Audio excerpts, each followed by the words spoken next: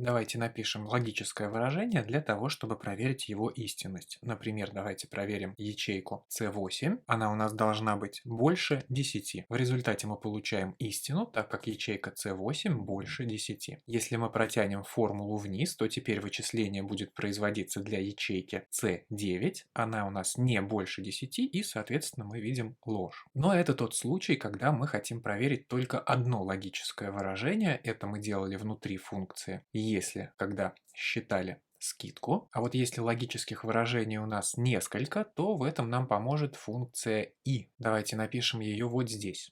По условию задачи нам нужно посчитать скидку 10% на розы оптом. То есть мы напишем формулу таким образом, чтобы предоставлялась скидка в зависимости от двух условий. Мы продаем розы, и покупка у нас оптовая, то есть больше 10 штук. Логических выражений 2. Давайте проверим их оба с помощью функции и. Я пишу равно и, открываю скобку, а далее мы поочередно будем перечислять логические выражения. Обратите внимание, что обязательно указывать только одно логическое выражение, а второе и далее являются опциональными. Первое, что мы будем проверять, это то, что в покупке у нас розы, то есть ячейка А8 у нас должна быть равна розы. Не забываем про кавычки, это текстовый аргумент. И нам уже подсказывают, что значение для этой ячейки истина. Ставлю точку с запятой, и мы переходим к указанию второго аргумента. В качестве второго аргумента мы будем проверять ячейку C8. Она у нас должна быть больше, чем 10. Условия закончились, поэтому я закрываю скобку. Что делает функция и?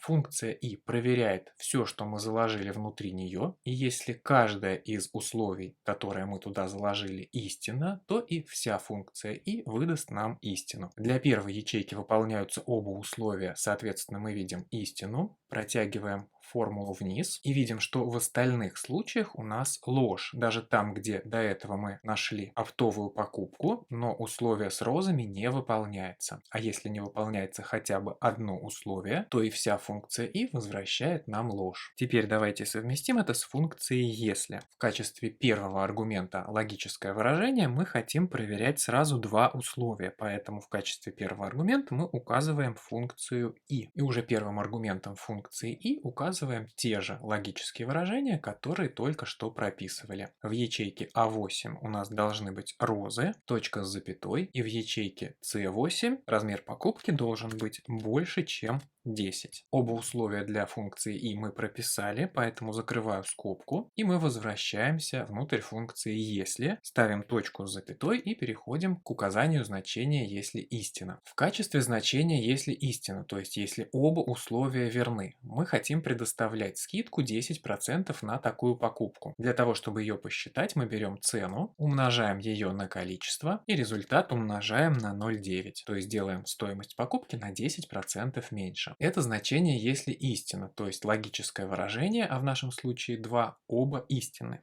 Точка с запятой. В качестве значения если ложь мы должны вывести стоимость покупки без скидки, то есть берем цену и умножаем на количество. Третий аргумент функции если написан, закрываю скобку, нажимаю на ввод, и мы получаем результат. Теперь формулу можно протянуть и увидеть результат для других ячеек.